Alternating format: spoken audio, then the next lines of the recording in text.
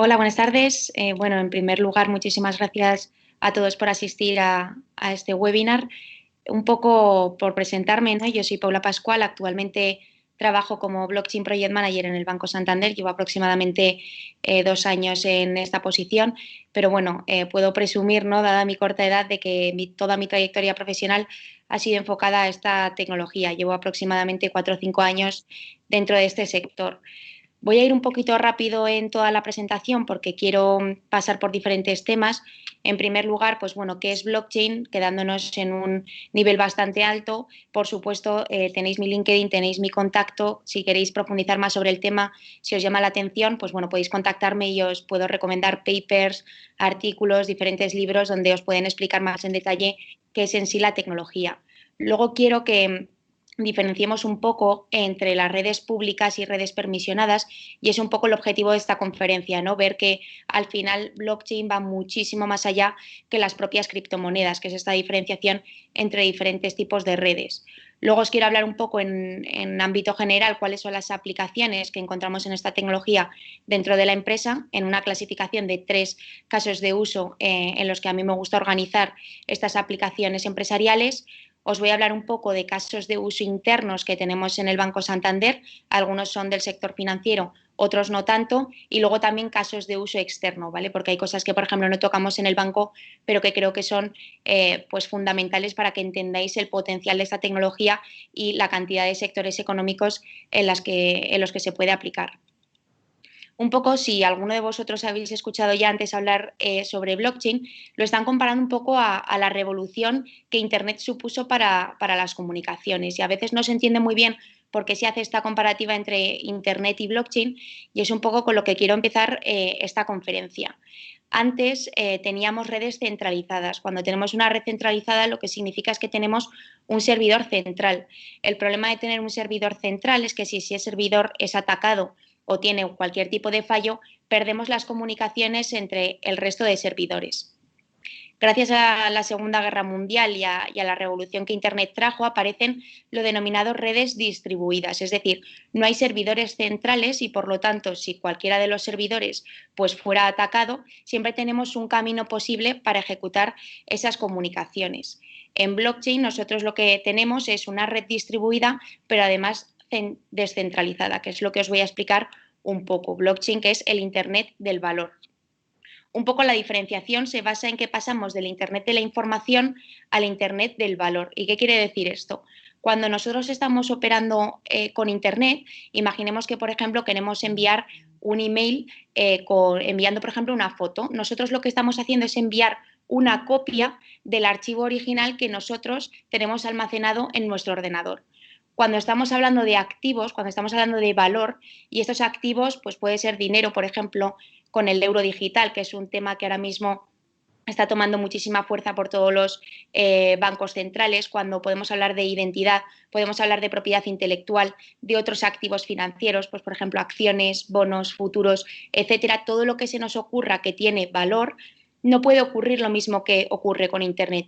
No podemos enviar una copia y quedarnos el original, porque nosotros lo que queremos es que si yo estoy mandando 5 euros a una persona porque estoy adquiriendo un servicio, por ejemplo, que esos 5 euros desaparezcan de mi balance y aparezcan en el balance de la otra persona. Y esa es la verdadera revolución que nos trae blockchain, que a través de la red de blockchain podemos llegar a transmitir activos, no simplemente enviar copias de los archivos como hacemos actualmente con Internet. Y además es muy importante que entendamos que este valor vive en entidades de confianza, de confianza, por ejemplo, en los bancos, ¿no? Este valor vive en registros, es decir, en base de datos o de ledgers que operan estas entidades de confianza. Nosotros cuando tenemos el saldo en cuenta no es otra cosa que al final la base de datos del banco que seamos que nos está diciendo pues más o menos los movimientos que hemos tenido y los saldos. E Internet en todo este proceso solo se utiliza como una capa de comunicación entre diferentes entidades. ¿Qué es lo que ocurre aquí? Por poneros un ejemplo práctico. Imaginemos que yo como Paula estoy utilizando Banco Santander y quiero enviar una transferencia internacional, pues por ejemplo, a un amigo que tengo viviendo en Estados Unidos y cuyo banco es JP Morgan.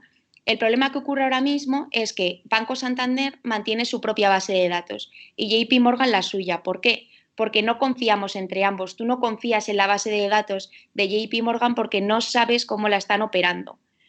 Y al final lo que ocurre es que como tenemos que reconciliar esa información, aparecen muchísimos intermediarios en el proceso, como por ejemplo procesadores de pago, cámaras de compensación, etcétera, que un poco lo que llevan es ese historial de transacciones y lo que hacen es reconciliar la información y decir, vale, Santander la ha apuntado aquí, JP Morgan la ha apuntado aquí, por lo tanto la transacción es correcta. Con blockchain, sin embargo, y esta es la verdadera disrupción, es que el valor vive en la comunidad, o mejor dicho, vive en la tecnología y en la criptografía que utiliza esta tecnología para llegar a un consenso entre las partes. En vez de que cada banco, por ejemplo, tenga su base de datos, y esto lo podemos aplicar a cualquier sector económico. Estoy hablando de bancos por daros un contexto, pero podrían ser, por ejemplo, empresas de logísticas. En vez de que cada una opere su propia base de datos y tenga que haber intermediarios que reconcilien esa información, lo que hace que sea muy lento, muy caro y encima propenso a errores, lo que hacemos es que cada uno mantenemos una copia exacta de la misma base de datos y no hace falta que confiemos entre nosotros, porque lo que vamos a tener es un registro universal de todas las transacciones. Nadie puede añadir una operación o un registro, digamos, a esa base de datos sin que el resto esté de acuerdo. Y un poco cuando os hablo de estar de acuerdo o no, no significa que haya una persona detrás de un ordenador diciendo, vale, esta operación me parece correcta y la acepto, porque esto no sería escalable. Al final son servidores que a través de criptografía lo que hacen es validar esas transacciones y a través de lo que se denomina el consenso de la red, introducir esa transacción dentro de una blockchain y se actualiza la base de datos de todos los participantes.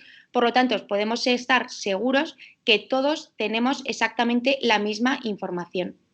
Además, un punto muy importante es que es descentralizado. Como veis, no hay una parte central, no hay un intermediario que todo lo vea y que además nos vaya a cobrar por ese servicio, sino que al final cada entidad puede tener su base de datos, estar conectada a la red de blockchain y entre esas entidades que están participando se validan solas las transacciones. No necesitamos esa entidad central.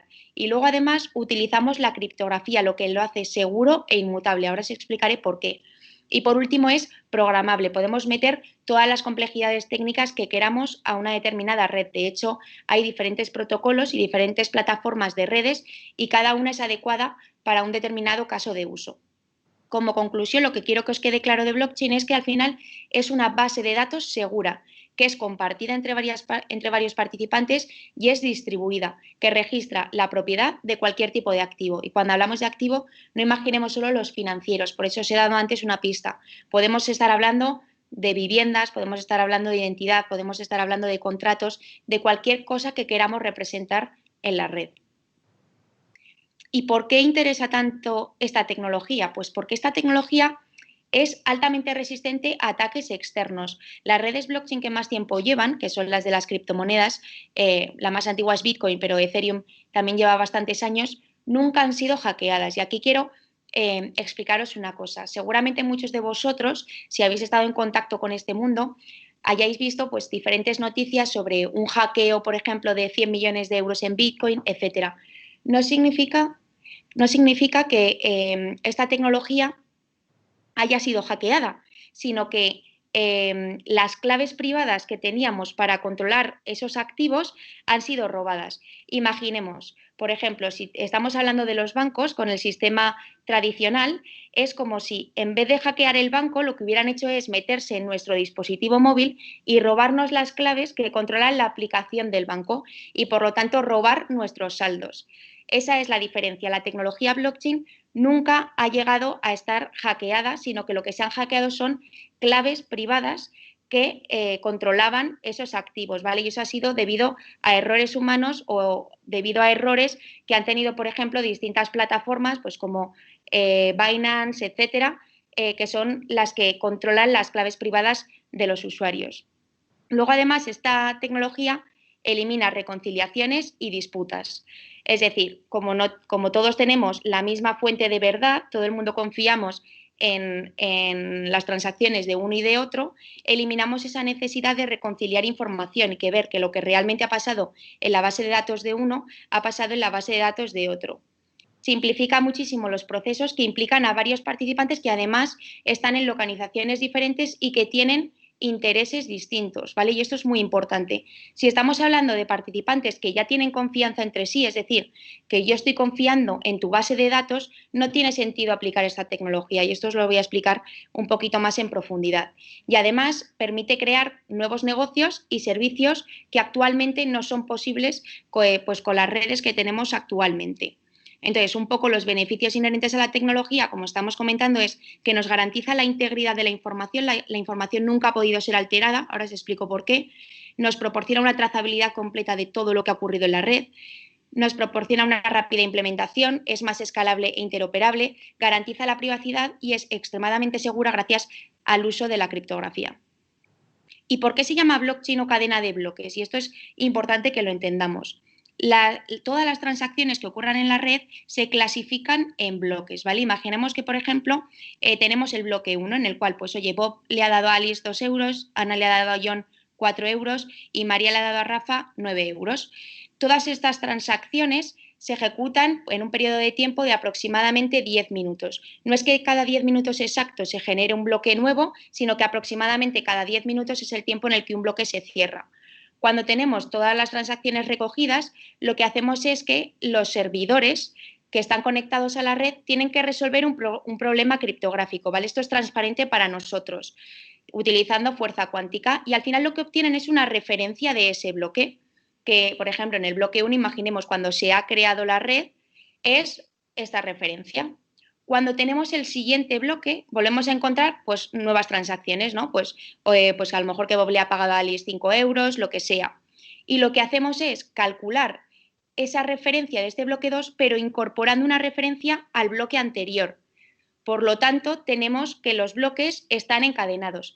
¿Y por qué sirve esto? Pues imaginemos que yo, por ejemplo, soy Bob y yo quiero falsear la información. Entonces, quiero decir, oye, pues que en vez de darle a Alice 2 euros, realmente lo que le di es 1 euro. Si yo cambio este bloque, la referencia que obtenemos, porque esto es criptografía, es totalmente diferente. Por lo tanto, este bloque, como tiene una referencia a un bloque distinto, es como si rompiéramos la cadena de bloques. Por lo tanto, cuando vemos bloques que están completamente seguidos y que no están rotos, significa que nadie ha podido alterar ni siquiera una coma de los bloques anteriores. Si yo además quisiera hackear este bloque, tendría entonces que hackear el bloque 2, el bloque 3 y todos los siguientes, lo que hace que no podemos decir imposible, porque nada en este mundo es imposible, pero es muy complicado, apenas, vamos, totalmente improbable que se hackee esta tecnología. Y por eso se dice que es un registro inmutable. Lo que cabe dentro de un bloque y que se ha registrado y que todos los participantes han estado de acuerdo en que ha ocurrido, no se puede modificar, porque si lo modificásemos romperíamos toda la cadena que viene después.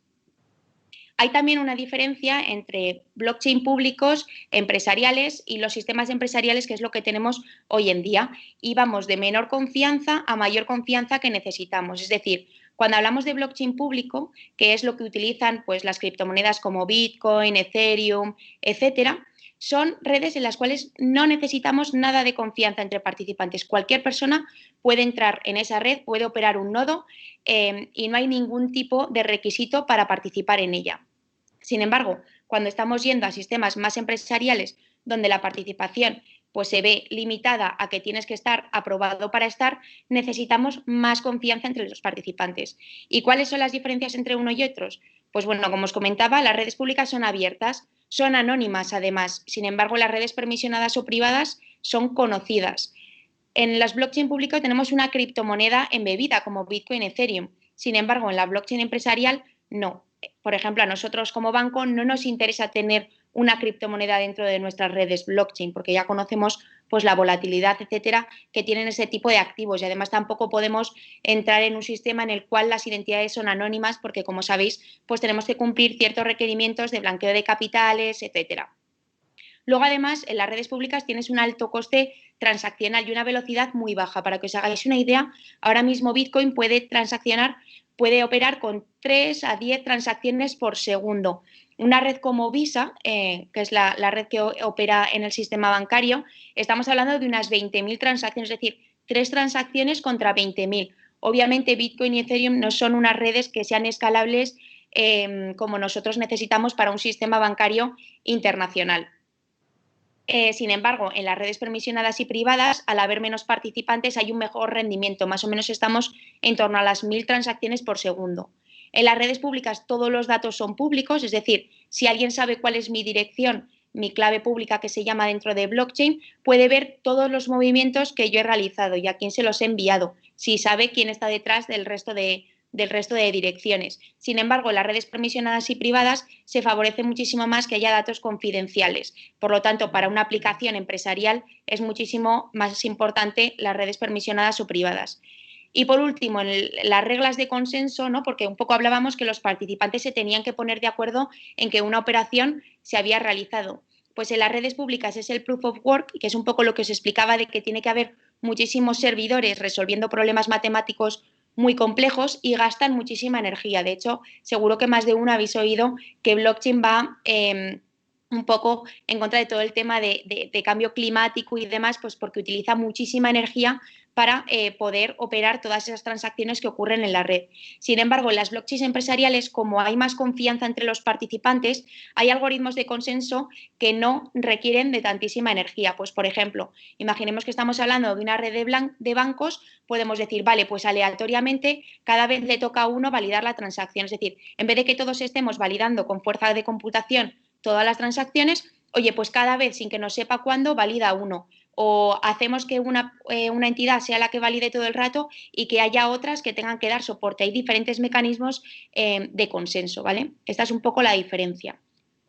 Pero sí que lo que quiero que nos quede claro es que blockchain tiene muchísimo potencial, pero tampoco hay que blockchainizar el mundo. Hay que hacerlo cuando tenemos que mejorar un proceso que es lento, caro y propenso a errores. Por ejemplo, os ponía antes el ejemplo de una transferencia internacional. Cuando yo tengo que enviar dinero a Estados Unidos, hay muchísimos intermediarios en el proceso, es bastante caro, es muy lento porque tardamos días en completar una transacción internacional y además propenso a errores. Más o menos se estima que una de cada 200 transacciones internacionales se pierde en el camino.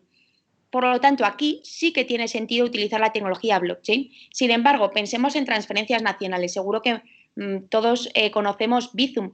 Bizum es rápido, no tiene errores, no es caro porque es gratuito para el usuario. Por lo tanto, ¿tiene sentido meter una complejidad aplicando blockchain en transferencias nacionales? No, no tiene, ¿vale? Entonces, es importante que distingamos esto.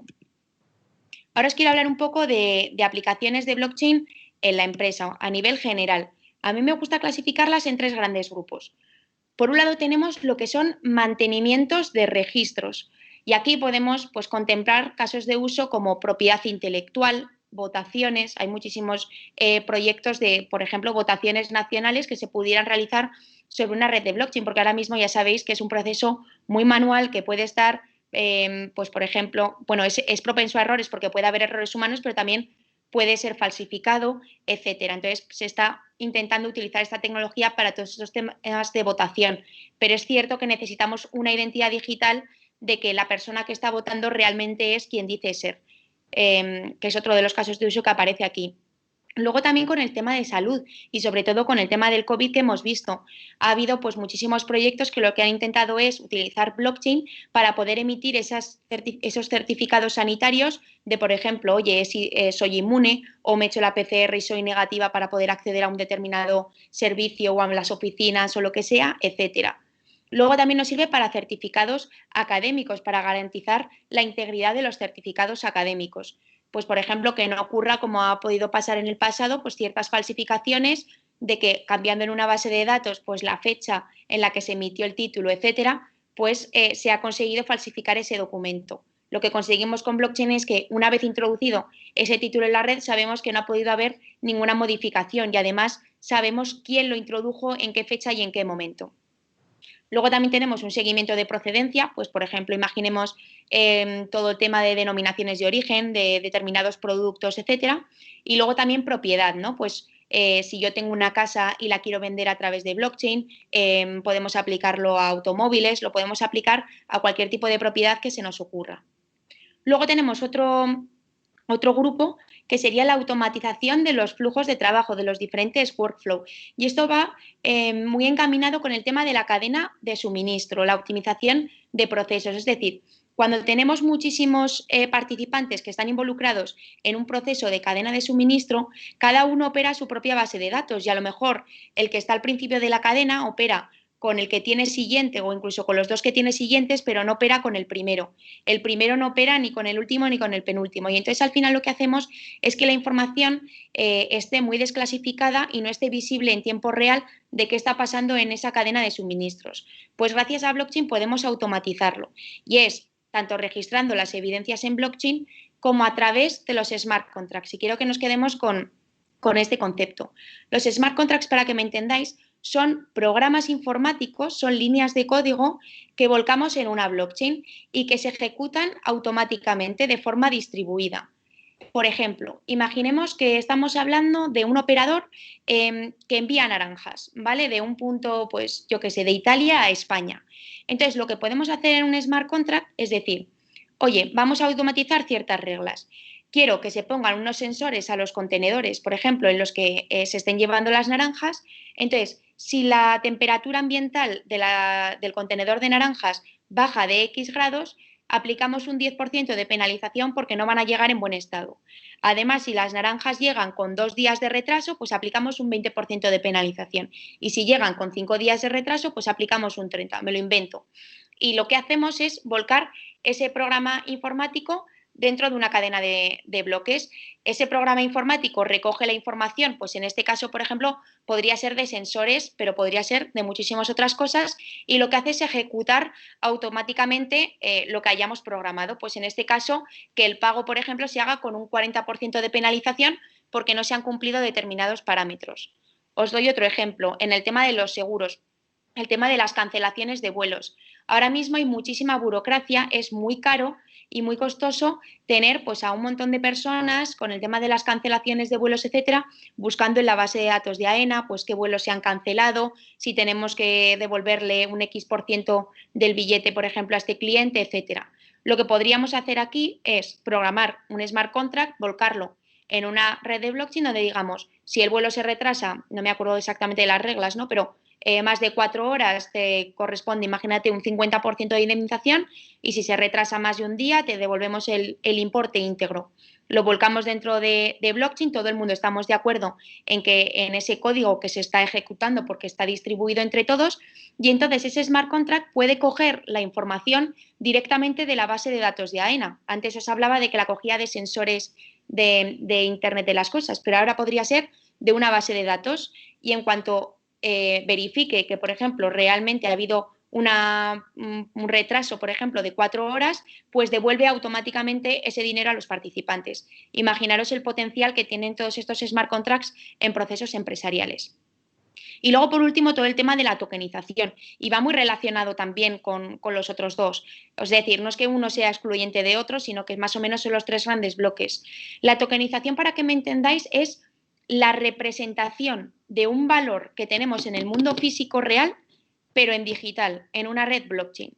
Y podemos tokenizar todo lo que queramos. Es decir, yo puedo tokenizar, por ejemplo, mi casa y decir, oye, mi casa, por ejemplo, es este token y yo ahora con este token, una vez que ya lo he representado en el mundo digital, en el mundo de blockchain, puedo transaccionar con ese blockchain sin tener que depender de terceros y de intermediarios como un registro de la propiedad, un notario, etcétera. Pero podríamos llegar más allá, digamos, no, mire, es que voy a tokenizar mi casa en 1000 tokens y cada token representa un porcentaje del beneficio que yo le voy a sacar a esa casa, por ejemplo, por tenerla alquilada.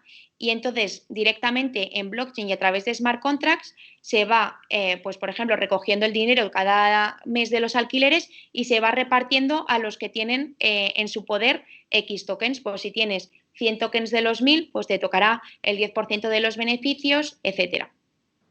Esto es la tokenización y entonces esto tiene muchísimo sentido para pagos internacionales en el cual lo que hacemos es representar un euro en digital, en blockchain, y operamos con ese token, ¿vale?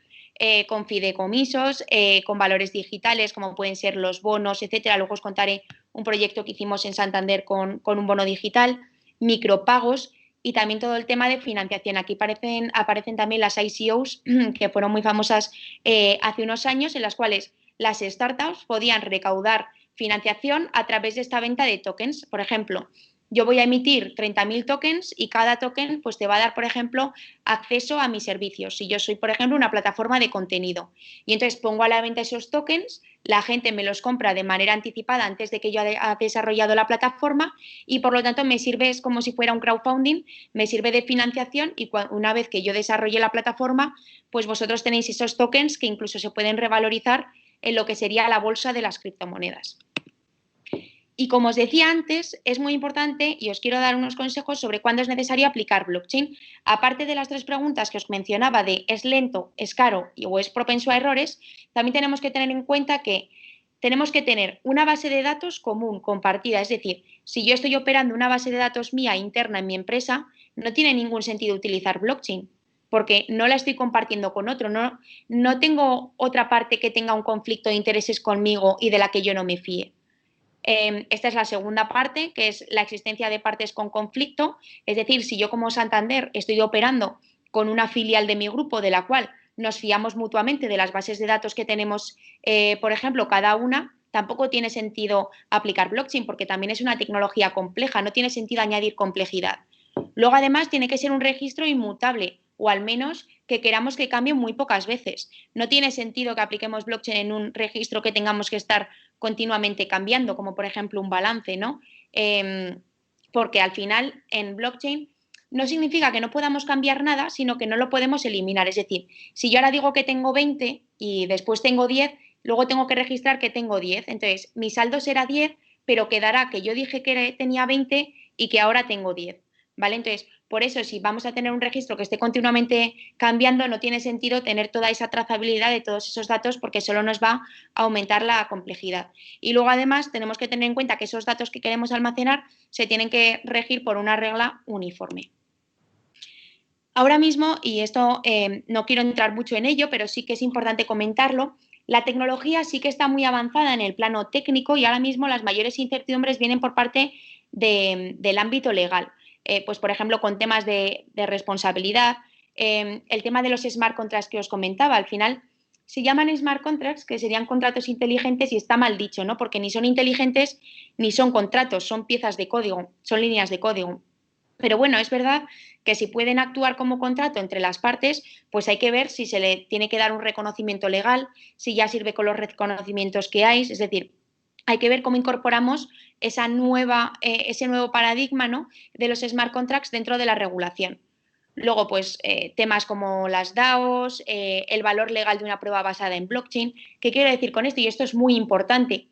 Hay muchas cosas que la tecnología nos permite hacer, pero el ámbito legal no. Por ejemplo, con el tema del registro de la propiedad, ¿no? Yo os decía, yo puedo tokenizar mi casa y el futuro sería que yo tuviera mi casa tokenizada y que yo pudiera transaccionar con mi casa directamente en una red blockchain y ahorrarme pues todos los papeleos, notarios, registros de la propiedad, etcétera. Simplemente a lo mejor sería necesario que el registro de la propiedad estuviera conectado a esa red de blockchain y que viera que esa transacción se ha ejecutado, ¿vale? Pero claro, ¿qué ocurre? Que ahora mismo una transacción entre dos personas de una vivienda no tiene validez legal hasta que no la registras en el registro de la propiedad. Es decir, olvidémonos de blockchain. Si yo como Paula mañana voy y le vendo mi casa a Marta y nunca vamos al registro de la propiedad a decir que esa transacción ha ocurrido, no tiene validez legal para terceros. Por lo tanto, con blockchain tenemos este problema. Podemos transaccionar con la casa, la tecnología es muy simple, simplemente una tokenización y un traspaso, una transmisión de ese token, pero no tenemos ese respaldo legal. Entonces es importante pues que todo el ámbito legal apoye esta tecnología y que realmente se encuadre dentro de la nueva regulación. Y luego, pues, por ejemplo, temas de cumplimientos de Reglamento General de Protección de Datos, ¿no? Si estáis un poco familiarizados con este tema, sabréis el tema del derecho al olvido. Claro, estamos hablando de que blockchain es inmutable. Si yo he registrado una transacción o alguien ha subido un contenido inapropiado que, por ejemplo, pues vulnera mi derecho al honor, ¿qué ocurre si no podemos borrarlo? Entonces, todas estas cuestiones son las que están siendo analizadas. Quiero ir rápido por las aplicaciones que estamos haciendo en Santander con diferentes bloques, ¿vale? Por un lado tenemos las stablecoins. Seguro que a más de uno suena pues que todo el tema de las criptomonedas pues que son muy volátiles, ¿no? Que tienen un precio que a veces hace que este uso no sea masivo por parte de los usuarios, porque si yo tengo una tienda, por ejemplo, de cafés, tengo una cafetería y vendo un café y me pagan en Bitcoin, a lo mejor ahora me han pagado 1,5 € en el valor que representa Bitcoin, pero en 5 minutos el valor ha bajado y, por ejemplo, he ganado simplemente 1 €. Entonces, tenemos o bien que estar convirtiendo todo el rato a moneda fiat que se llama, que sería el euro, ¿no? O el dólar o la libra o lo que sea, con las comisiones que eso conlleva, o contratar un seguro, que también es un mecanismo que existe, en el cual me cubra ese cambio de valor entre que yo cobro y entre que yo saco el dinero. Esto realmente para aplicaciones empresariales pues no nos interesa. Por lo tanto, han aparecido lo que se llaman las stablecoins, que son tokens digitales, es lo mismo que una criptomoneda, es un activo digital creado en una red de blockchain, pero que tiene un precio estable. ¿Y cómo lo conseguimos? Pues vaqueando, respaldando esos activos digitales con valores reales. Esos valores reales pueden ser dinero, por ejemplo, una stablecoin en el cual cada token represente $1 y yo tenga guardados esos dólares por tantos tokens que yo tenga, pueden ser colateralizadas por mercancías, colateralizadas por otras criptomonedas o por ejemplo, una cesta de activos, por lo que queramos. Tenemos diferentes proyectos, como veis, está Finality, que es un token que está respaldado por dinero en el Banco Central. Luego JP Morgan sacó su propia stablecoin y también Facebook ha sacado su Libra, que es una moneda respaldada por una cesta de monedas estables. Ahora justo están cambiando esta aproximación y lo que quieren es que esté respaldada simplemente por una divisa, pues por ejemplo por el dólar. Nosotros, como Santander, participamos dentro de Finality. Es una joint venture que está financiada con 50 millones de libras y están 14 de las mayores entidades financieras del mundo. Lo que queremos es crear esta stablecoin, que en este caso, al ser de dinero del Banco Central, se denomina CBDC, Central Bank Digital Currency, y lo que hacemos es, el caso que os comentaba, si yo quiero operar con un banco, por ejemplo, de Estados Unidos, que lo que nos transmitamos sea ese token único que tenemos entre estas entidades financieras y, por lo tanto, la transferencia sea inmediata y eliminar todos esos procesos lentos e ineficientes que también repercuten en el usuario. Luego tenemos, en el tema de la tokenización, nosotros lo realizamos con un bono digital. Un poco para que entendáis la diferencia, hoy en día cuando una empresa se quiere financiar, pues uno de los instrumentos que puede utilizar es la emisión de un bono. Entonces yo digo, vale, pues necesito 200.000 euros para realizar este proyecto, entonces emito un bono en tantos cupones, con tanto de interés, que puede ser fijo o variable, como queramos. Y ese bono, hoy en día, aunque parezca increíble, sigue siendo un papel, sigue siendo una pieza de papel. Y esto tiene muchísimos problemas. ¿Por qué? Pues que, por ejemplo, cuando un inversor dice, oye, quiero financiarte, lo que tenemos es que tiene que haber un intercambio entre ese papel y el dinero que el inversor me quiere dar. Pero claro, no estamos en la misma geografía, porque a lo mejor a mí me está invirtiendo alguien de Estados Unidos. Entonces, lo que tenemos es más intermediarios en el proceso que hacen que este simple intercambio entre el papel y el dinero se ejecute en 4 días y además con muchas tasas y también pues muy lento. ¿Qué conseguimos con blockchain? Tokenizamos por un lado el bono, es decir, lo representamos en blockchain, tokenizamos el dinero real y lo que hacemos es a través de un smart contract, uno deposita el dinero en tokens y el otro deposita los bonos y lo que se hace es un delivery versus payment, es decir, se intercambia atómicamente en tiempo real. Esto para el banco también tiene muchísimos beneficios porque ahora mismo cuando te haces una operación, si tarda varios días en ejecutarse, claro, ese bono ha podido cambiar de dinero, entonces lo que tienes que hacer es como bloquear cierto capital para respaldar esas posibles variaciones de precio. Que a un banco le estés bloqueando capital no es algo que le venga bien, ¿vale? Entonces, esto es muy bueno tanto para usuarios porque al reducir todos los costes y todos los procesos se pueden financiar también pymes a través de este instrumento que normalmente está accesible solo a grandes empresas, pero luego también para el banco. Luego, otro tema en el cual yo estoy especializada y a mí me parece uno de los casos de uso que más va a cambiar la forma en la que vivimos los usuarios finales, ¿no? Porque muchas cosas de estas serán transparentes para nosotros. Es decir, el tema de las transferencias internacionales, pues sí, haremos una transferencia y llegará en el momento, pero será bastante transparente. No nos enteraremos, nos da igual que haya blockchain detrás o que haya cualquier otra tecnología. Con el tema de la identidad digital, ahora mismo tenemos diferentes problemas, ¿no? Es lento, es costoso, hay una duplicación del trabajo. Tenemos una identidad digital por cada una de las empresas con las que interactuamos. Por ejemplo, Tenemos una con Facebook, tenemos una con un banco, otra con otro banco, tenemos una con Zara, por ejemplo, si me he comprado camisetas porque tengo mi usuario y mi contraseña, y así con todas las empresas. Y además tenemos mucho descontrol. Ahora mismo yo creo que si nos dijeran a cada uno de nosotros, dime quién tiene tus datos, es imposible, a no ser que seamos unos maniáticos del control, que lo sepamos. Entonces, un poco relacionado con esto aparece el concepto de la identidad soberana o identidad autogestionada, que es un modelo en el cual el usuario está en el centro del modelo y que lo que quiere es que el usuario tenga el control de qué datos está compartiendo, con quién lo está haciendo y que pueda revocar esos permisos en cualquier momento.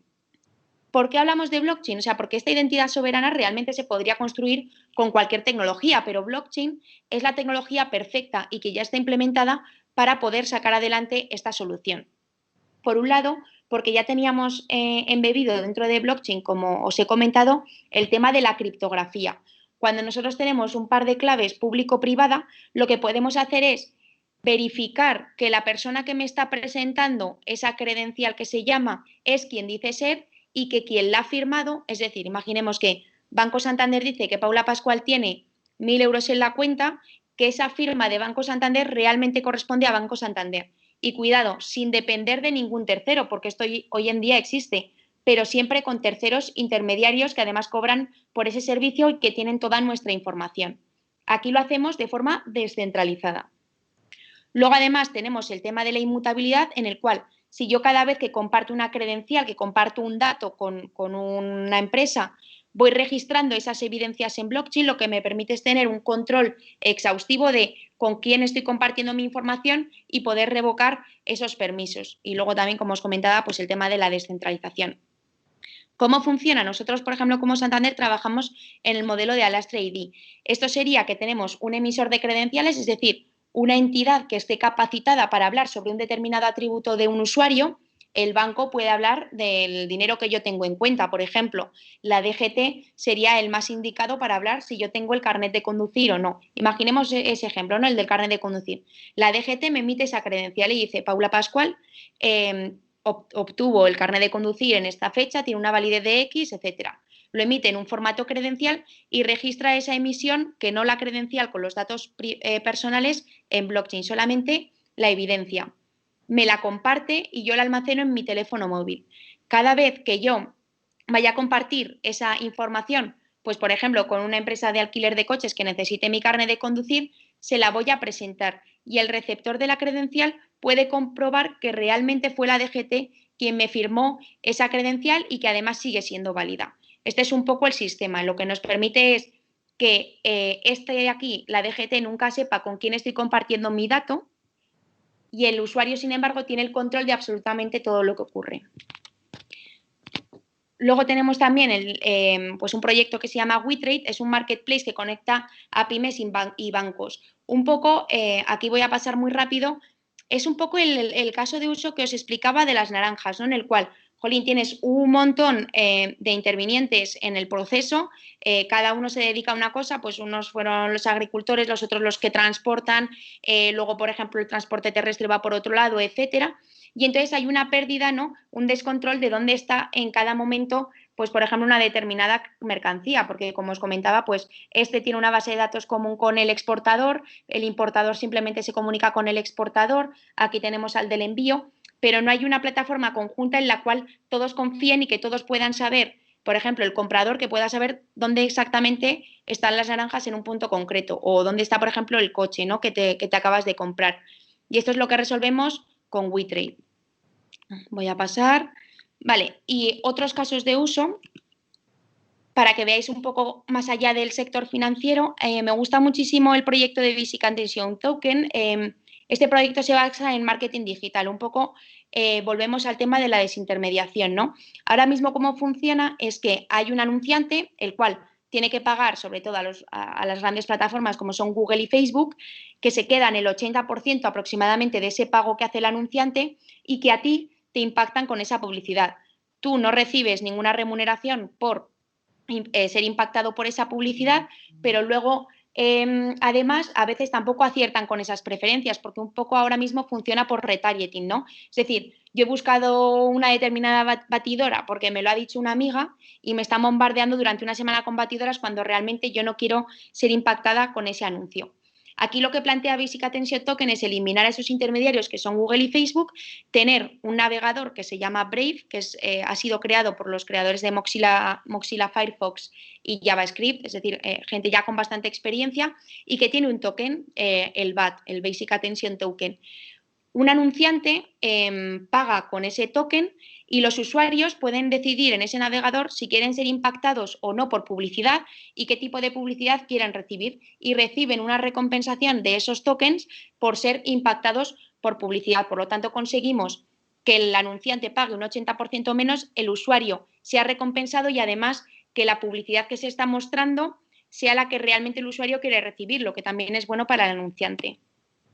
Luego tenemos otro proyecto, por ejemplo, que es Creari. Esto es para el tema de arte digital, para poder registrar todo el tema de la propiedad intelectual. Igual que os decía que con el tema del registro de la propiedad no se puede llevar a cabo por el tema legal, porque es necesario registrarlo en el registro de la propiedad, no pasa lo mismo con la propiedad intelectual. Cuando hablamos de activos digitales, obras, arte, música, lo que sea, realmente no hay un servicio central del Estado en el cual yo lo pueda registrar, sino que como funciona es quien demuestre que creó esa obra antes es el que realmente tiene ese derecho de autor. Entonces, blockchain aquí sí que es una plataforma perfecta para registrar la autoría de nuestra obra y poder demostrar frente a otro que yo en cierta fecha y a tal momento, como Paula Pascual, registré esta obra dentro de la red. Entonces, es un poco lo que nos permite crear y subir nuestro arte digital, nos certifica la propiedad intelectual a través de blockchain, pero luego además también funciona un poco como Basic Attention Token. Gracias a los me gustas que tú tienes como autor, eres recompensado a través de diferentes tokens en la plataforma. Modum, por ejemplo, es un proyecto de trazabilidad de productos farmacéuticos. Es un poco lo que os comentaba de las naranjas de poder sensorizar, ¿no? Al final, cuando estamos enviando un producto farmacéutico, pues por ejemplo, de un país a otro, tienen que cumplir unas restricciones, pues por ejemplo, de temperatura ambiental, etcétera, pues porque se puede romper la cadena de frío o cualquier cosa. Lo que ahora no tenemos es una forma de verificar que realmente en ningún momento ese contenedor pues ha estado, imagínate, a más de 5 grados de lo permitido y que por lo tanto esos fármacos pues pueden estar deteriorados.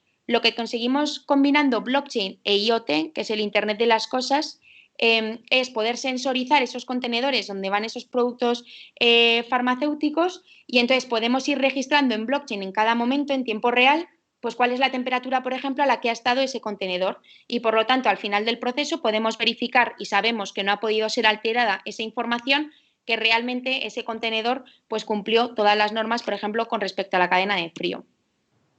Steemit es una red social que también un poco lo que es muy parecida a Crear y a Basic Attention Token, es decir, todas son un poco complementarias. Un poco lo que quiere es complementar, recompensar a los creadores de contenidos a través de los tokens que tienen en la red. Por lo tanto, si yo estoy publicando contenido que es interesante para usuarios, a través de los diferentes likes que yo reciba, me van recompensando a través de un token y además vas recibiendo votos para poder decidir, pues, por ejemplo, qué tipo de contenido te gustaría ver, etcétera. Es decir, todo esto va un poco de la descentralización, ¿no? De la democratización, de que en vez de que sea Spotify quien elija a qué autores les doy dinero o no les doy dinero, pues que haya más una democratización y que sean los propios usuarios los que se vayan recompensando a través de tokens. Y por último, y así termino y paso a las preguntas, me gusta poner este ejemplo, realmente es muy parecido a lo que hemos comentado de las cadenas de suministro, pero bueno, es un proyecto español, entonces creo que merece la pena nombrarlo y un poco lo que nos viene a decir es todo ese tema de la cadena de suministro, sobre todo cuando implicamos tráfico marítimo, ¿vale? Hay muchísimos agentes implicados, dicen que, pues, por ejemplo, de un contenedor de Vietnam a España puede aparecer hasta 27 agentes involucrados en un mismo envío y hoy en día como funciona es que tú llevas un papel en el cual dices, no, yo vengo de Vietnam. Y entonces en el control portuario pues te pueden creer o no creer porque no hay forma de verificar que esa información es real y que no la has alterado tú y lo has escrito, ¿no?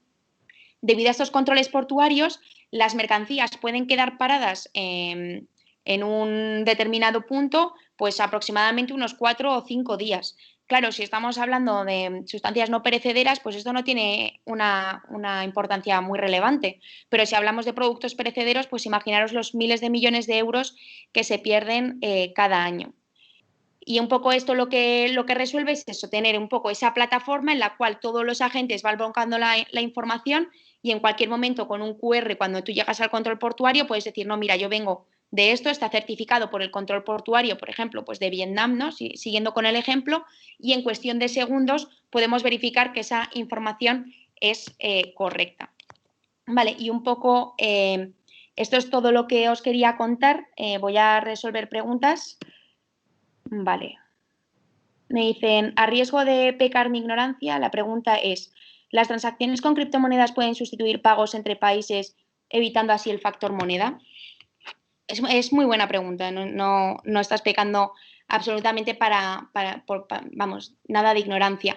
Realmente tenemos diferentes tipos de activos digitales, ¿no? Por un lado tenemos las criptomonedas, las cuales es cierto que puede ser un refugio de valor, pero yo personalmente, como Paula, y a lo mejor me equivoco, no lo veo un sustitutivo de la moneda como tal, por el tema de la volatilidad, por el tema de que os comentaba.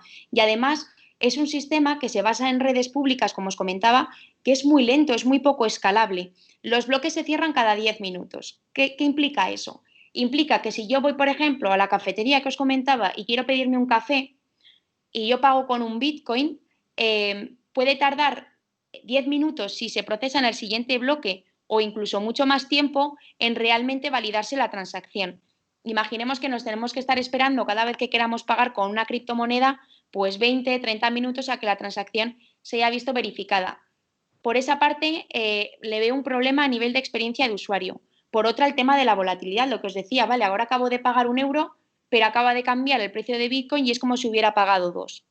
Eso también es un problema, tanto de cara al usuario como de cara a la empresa que recibe el pago. Y luego también a nivel tecnología, lo que os comentaba, escalabilidad. Si es una red que puede operar de 3 a 10 transacciones por segundo, cuando Visa está más o menos con 20.000, creo que son 24.000 transacciones por segundo, pues hay una diferencia muy notable y el usuario al final pues va a sufrir de eso.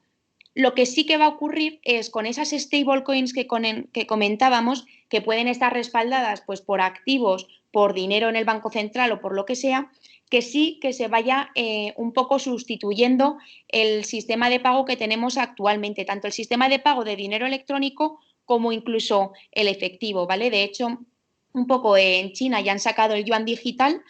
Si queréis, es muy interesante que investiguéis sobre ello, pues porque han sacado ahora como una especie de lotería en la cual 2 millones de personas se han apuntado y les dejaban pagar con yuanes digitales en diferentes comercios. Y ahí, al estar respaldado, al ser un activo que es estable, que sabes que no es volátil, que si tienes un problema puedes acudir al Banco Central Europeo para que responda por ese valor, yo creo que eso sí que puede tener mucho sentido, porque al final solo son mejoras para el usuario.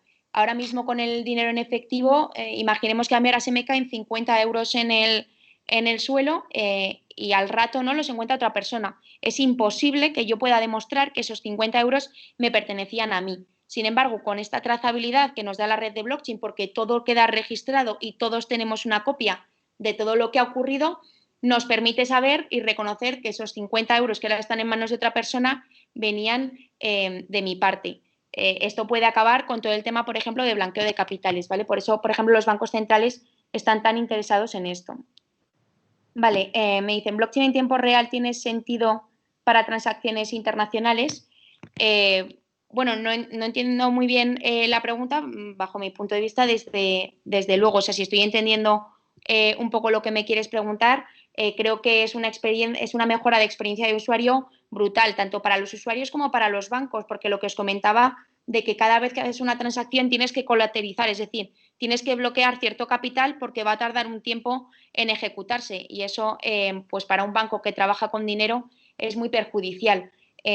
Realmente lo podríamos estar haciendo si utilizáramos una stablecoin o una CBDC, que es el caso de uso que os he explicado de Finality, en cuestión de segundos o de minutos. Por lo tanto, creo que tiene muchísimo sentido en operaciones internacionales, tanto de usuarios finales como de empresas, que haya esa liquidación instantánea de dinero. Vale, llegué tarde y no sé si habíais hablado de casos de identidad digital en blockchain y si no, ¿qué opinión tendríais de estos casos? Sí, bueno, no sé si has llegado tarde, estaba hablando de identidad digital, un poco he explicado el modelo de Alastria, que es en el cual nosotros trabajamos y además es un modelo que está muy avanzado a nivel europeo, ¿vale? Para que os hagáis una idea, la Comisión Europea está investigando muchísimo el tema de la identidad digital y de hecho lo quieren hacer con este concepto de identidad soberana y utilizando la tecnología blockchain. Y Alastria está muy alineado y está sirviendo de modelo para toda la Comisión Europea. Para mí la identidad digital es clave, tanto en el caso de uso de la identidad en sí mismo, es decir, que los usuarios realmente podamos utilizar una sola identidad para acceder a todos los servicios que queramos de una forma muy rápida, porque os pongo un ejemplo, ¿no? Ahora mismo yo me quiero abrir una cuenta bancaria en Santander y me hacen todo este proceso, ¿no? Que tengo que ir a una oficina, tengo que decir pues en qué trabajo, cuál es mi nómina, que no estoy recibiendo los fondos pues procedentes de fraude, lo que sea, ¿no? Y lo curioso es que mañana me quiero abrir una cuenta en CaixaBank y me vuelven a solicitar el mismo proceso, ¿no? Y tú como usuario te planteas, pero si me lo acaba de hacer Santander, ¿no podrían compartir esa información con mi consentimiento, por supuesto, y no tener que volverme a personar en una oficina y volver a hacer todos estos trámites? Pues es un poco lo que se intenta conseguir. Y esto lo puedes aplicar a todo, con temas de motosharing o de car sharing. Yo me he tenido que bajar muchísimas aplicaciones y en todas verificar mi carnet de conducir, etcétera. Esto un poco el concepto que tiene es, tengo un único wallet, una única aplicación en la cual tengo mi identidad digital con diferentes atributos, mi certificado de la universidad, mi carnet de conducir, mi saldo en cuenta bancaria, mi nómina, que soy empleada de X, lo que quiera y que pueda ir compartiendo para acceder a determinados servicios, que tenga un control de con quién lo comparto y que además a esos servicios accedo con un clic en vez de rellenando miles de formularios o aportando una documentación.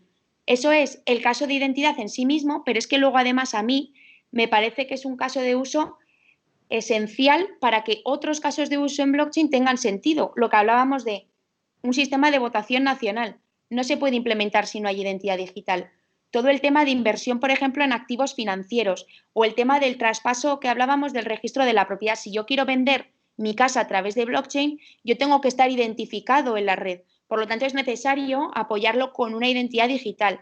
Lo mismo pasa con el euro digital. Es decir, la mayoría de los casos de uso que son más transformadores dentro de blockchain dependen de que haya una identidad digital. Por lo tanto, a mí es un tema que me apasiona y si de verdad os llama la atención, por favor, decidme. Todo el tema del modelo de Alastria es abierto, es open source, se puede mirar, os puedo pasar, incluso si sois más techis, si sois más programadores, os puedo pasar el GitHub para que le echéis un vistazo al código y vamos, yo encantada de que os unáis a que comparte información sobre identidad digital. Vale, me dicen, quizá no tenga mucha relación, pero en el caso de trabajar en network marketing, en plataformas de inversión, ¿cómo se tributa de cara a Hacienda? Vale, esto, bueno, se sale un poco de esta charla porque me quería centrar más en el tema de los casos de la tecnología blockchain como tal, más que de las criptomonedas, pero bueno, un poco para resumírtelo, ¿no? Un poco cómo se está haciendo es que esos activos digitales lo que se está asemejando es a un bien mueble, como si yo tuviera un coche o un cuaderno, ¿no? Un bien mueble, y entonces tengo que tributar por cada una de las transacciones que realizo incluso entre criptomonedas, es decir, no hace falta que lo convierta a euros, sino entre criptomonedas tengo que tributar y se tributa de un 19 a un 23% según la pérdida o ganancia patrimonial que hayas tenido. A mí personalmente no me parece un buen sistema porque en este mundo de blockchain existen los micropagos y existen miles de transacciones por segundo y es imposible tributar por cada una de ellas. Para mí tendría más sentido, oye, si yo he invertido 2.000 euros y a día de hoy mi saldo o cuando saco el dinero son 3.000, pues por los 1.000 de ganancia patrimonial tributo al 19% y listo. Dicen, ¿blockchain puede suponer un riesgo para los ingresos de Facebook o Google? Desde luego, o sea, creo que ha quedado claro con el tema de Basic Attention Token, en el cual esto es un riesgo para cualquier intermediario, también es un riesgo a nivel bancario. Nosotros también somos un intermediario para el usuario final. Lo que pasa es que nosotros, al estar hablando de dinero, y aquí cualquier persona puede discrepar conmigo, Pero un poco cómo funciona blockchain es que cada activo yo lo controlo con un par de claves, público y privada. Si yo pierdo esas claves que controlan el activo, pierdo todo mi dinero. Y yo creo que el mundo no está preparado para asumir esa responsabilidad. Es decir, creo que es muy interesante que haya esa vía abierta de las criptomonedas en las cuales tú te la juegas, tú tienes tus claves privadas y tus claves públicas y tú controlas todo tu dinero, pero creo que hay muchísimos usuarios, la gran mayoría, en los cuales no quieren hacer esa gestión de claves privadas y decirles que si lo pierden, que es como un churro así, ¿no? De letras y números, que si pierden eso, pierden el dinero. Entonces, sí que veo sentido pues que el banco siga siendo un intermediario para el usuario y que nos quitemos todos los intermediarios que hacen más ineficientes el proceso. En el caso de Google y Facebook, pues puede pasar lo mismo. Pueden desaparecer por completo si los usuarios están más cómodos sin ellos, o puede haber usuarios que prefieran pues utilizar las herramientas de analítica, por ejemplo, que me proporcionan Facebook y Google a nivel de cómo han ido mis campañas de marketing, si me está dando pues una determinada tasa de conversión u otra. Al final, cada actor jugará su papel para quedarse dentro del mercado. Vale, a ver, ¿cómo se puede obtener entrenamiento formal en estos temas? Yo creo que hoy en día hay muchísima opción para formación, tanto de forma online como presencial, y tanto de forma en cursos por píldoras como en forma de máster. Si queréis recomendaciones sobre determinados másters, etcétera, escribidme y yo encantada pues os recomiendo diferentes cursos y másters con los que yo he colaborado y que creo que pueden ser muy útiles. A ver, identidad digital. La pregunta es si hay casos reales. Supongo podría ser como en Estonia, identidad digital con infraestructura blockchain más avanzada. Totalmente. De hecho, todos estos países bálticos y nórdicos están muy avanzados con temas de identidad digital. De hecho, aparte de Estonia, también Suecia tiene un proyecto de identidad digital basada en blockchain. No hay ningún caso de uso que como tal esté en producción, no porque la tecnología no pueda, sino esto es una de las cosas que hablábamos de barreras legales.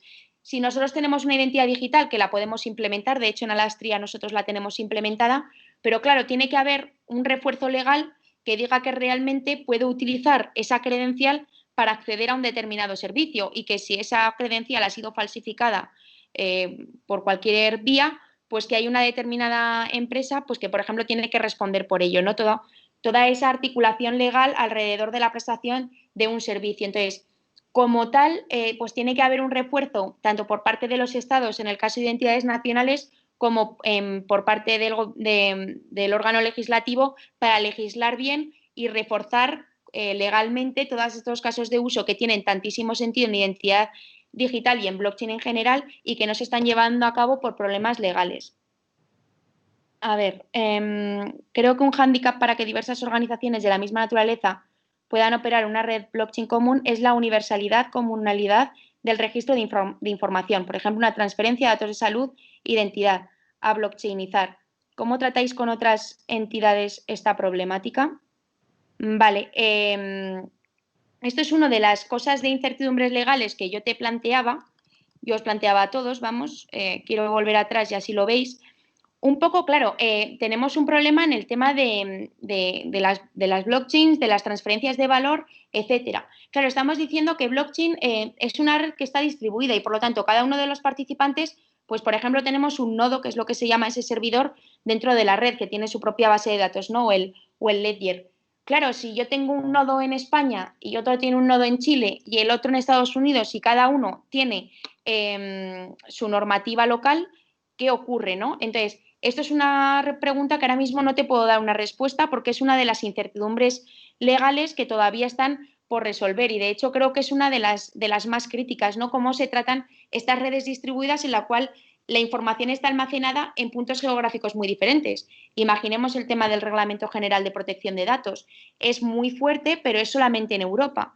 Si yo ya estoy conectado con un nodo de Chile, Chile tiene que aplicar las mismas reglas o las reglas más restrictivas, que en este caso son las de Europa, para que todos estemos más o menos de acuerdo a la misma normativa. Entonces, es algo que todavía está por decidir. Lo dicen, ¿cuándo crees que la blockchain empezará a repercutir al usuario final? Creo que ya lo estamos viendo. O sea, Es verdad que en estos años ha sido más de experimentación y de evolución de las blockchain públicas a las blockchains empresariales, que son las que os he querido presentar un poquito más, pero creo que ya se han sacado aplicaciones a producción que realmente suponen una ventaja para el usuario. Por ejemplo, el tema de WeTrade que os comentaba, que era una plataforma para todo el tema de comercio internacional, ya está disponible pues, para los clientes de todos los bancos que son participantes de esta red. Por lo tanto, tú no ves lo que hay detrás de blockchain y yo creo que esa es la magia o es el objetivo que tenemos que tener todos los que trabajemos en este sector. Tenemos que hacer que la tecnología que hay detrás sea invisible, es decir, es lo que nos ocurre ahora con Internet, ¿no? Nosotros utilizamos Internet continuamente y no nos estamos preguntando qué protocolos funcionan por debajo, etcétera. Y esto es un poco lo que tenemos que conseguir con blockchain, que sea transparente. Y ya hay multitud de casos de uso, de aplicaciones que están utilizando esta tecnología, no muchas, no muchísimas, pero ya hay bastantes. En WeTrade, con temas de identidad digital, también hay alguna, le tenéis que echar un vistazo también al consorcio de Sobrin. Luego también, por ejemplo, desde el banco sacamos el tema de OnePayFX. No es blockchain tan puro, pero sí que utiliza ciertos conceptos de la tecnología blockchain en el cual los usuarios pueden hacer transferencias internacionales en cuestión de segundos. Es decir, ya está empezando a ver todos estos temas de plataformas que los usuarios pueden utilizar, pero sobre todo yo creo que a partir del año que viene es cuando empezaremos a ver muchísimas más aplicaciones, sobre todo porque ya se está viendo acompañado este movimiento legal, está habiendo muchísimas consultas por parte de los reguladores, está habiendo ya propuestas legislativas y yo creo que una vez que se le dé seguridad jurídica a esta tecnología, la tecnología, como os decía, ya está preparada, será ya directamente lanzar los casos de uso. Respondo una más y ya lo dejamos porque me han dicho que no me puedo pasar mucho más de una hora. Dicen, ¿qué solución propone la ID de Alastria ante la pérdida de claves? Pues muy buena solución. Ahora mismo hay diferentes, bueno, ahora mismo solo hay implementado un mecanismo, pero estamos ideando el resto. Ahora lo que se hace es que tú directamente, en vez de controlar la identidad, lo que hacemos es como que haya dos smart contracts diferentes, el cual uno controla al otro. Entonces, si yo pierdo las claves de acceso a este, todavía puedo cambiar las reglas de este para volver a acceder al principal, ¿no? Al que controla toda la identidad. Ahora mismo, ¿cómo se haría? Es delegando esa responsabilidad en entidades que tú elijas. Es decir, yo, por ejemplo, soy Paula Pascual y estoy operando dentro de una red, entonces pierdo mi clave y ahora tengo que volver a operar con el sistema. Pues puedo elegir, por ejemplo, ir a mi entidad de confianza si decido que es el banco, en este caso Banco Santander, personarme pues con mi identidad digital o personarme con mi DNI normal, físico de toda la vida y decir, hola, soy Paula, soy cliente tuya, tú me conoces, puedes verificar que yo soy y necesito que me hagas un reemplazo de claves, ¿vale? Eso sería una opción. Luego otra opción es guardar esa clave privada en vez de entera en tu dispositivo móvil en un registro distribuido en el cual tú puedas guardar un cachito de la clave en Santander, un cachito de la clave en Caixa, un cachito de la clave en Mafre, si es mi compañía de seguros y me fío de ella. Entonces, ninguno de ellos tiene la clave completa, por lo tanto, ellos no pueden leer nada de tus datos, pero tú puedes hacer que todos te den las partes de las claves necesarias y que tú puedas controlar esa identidad. Esto es un tema apasionante y me podría pegar hablando con vosotros aproximadamente 4 horas, pero creo que no tenemos tiempo. A ver. Vale, dicen, hoy en día el pago con carta de crédito es un gran negocio para los bancos. ¿Cuál es el ahorro que se tendría operando con criptomonedas a través de las plataformas creadas por los bancos? ¿Están dispuestos a renunciar a esos beneficios? O sea, yo creo, no te voy a responder exactamente a la pregunta de las cartas de crédito, sino en general, ¿no? Al final lo que estamos viendo es que toda la evolución tecnológica está avanzando muy rápido, tanto a nivel de fintechs que compiten con el banco, como a nivel, por ejemplo, de tecnología, como ha pasado con las criptomonedas.